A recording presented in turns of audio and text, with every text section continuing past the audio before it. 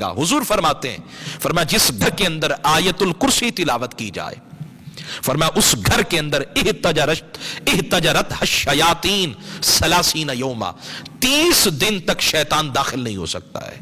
जिस घर के अंदर एक मर्तबा रोजाना आयतुल कुर्सी तिलावत की जाए, फरमाया 30 दिन तक शैतान दाखिल नहीं हो सकता। और फरमाया जिस घर में आयतुल कुर्सी पढ़ी जाए, उस घर के अंदर जादूगर मर्द और जादूगर औरत और उनका जादू 40 दिन तक असरअंदाज नहीं होता। हम कहते हैं हमें फलानी चीज बता दे, हमें तावीज दे दे, फलानी चीज दे दे, सारी चीजें छोड़ें। जब कुरान हमारे पास है, इससे बड़ा खूबसूरत वजीफा और क्या हो सकता है।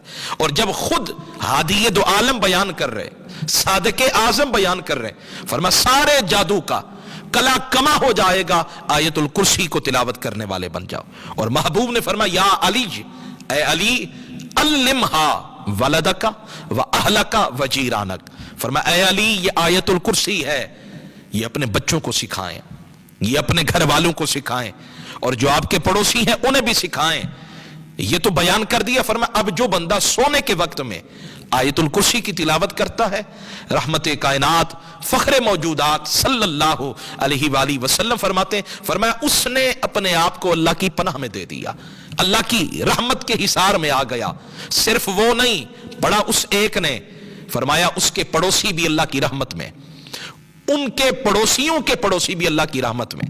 और फरमाया पढ़ने वाले के घर के इर्द गिर्द जितने घर हैं वो भी अल्लाह की रहमत के अंदर आ गए, सिर्फ ये आयतुल कुर्सी पढ़ने की वजह से।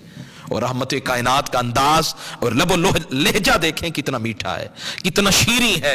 महबूब फरमाते हैं, फरमाया सारे कलामों की सरदार जो है ना, जितने कलाम हैं किताबें नाजिल की गई, फरमाया इन तमाम कलामों का सरदार कुरान है। और फरमाया सैयदुल कुरान, और कुरान पाक का सरदार फरमाया सूरह बकरा है, और सूरह बकरा का सरदार जो है फरमाया वो आयतुल कुर्सी है। तो फरमाया जिसने आयतुल कुर्सी को अपने ऊपर लाजिम कर लिया, तिलावत करता रहा, तो फरमाया ये कुरान की सबसे बड़ी अजमत वाली आयत है।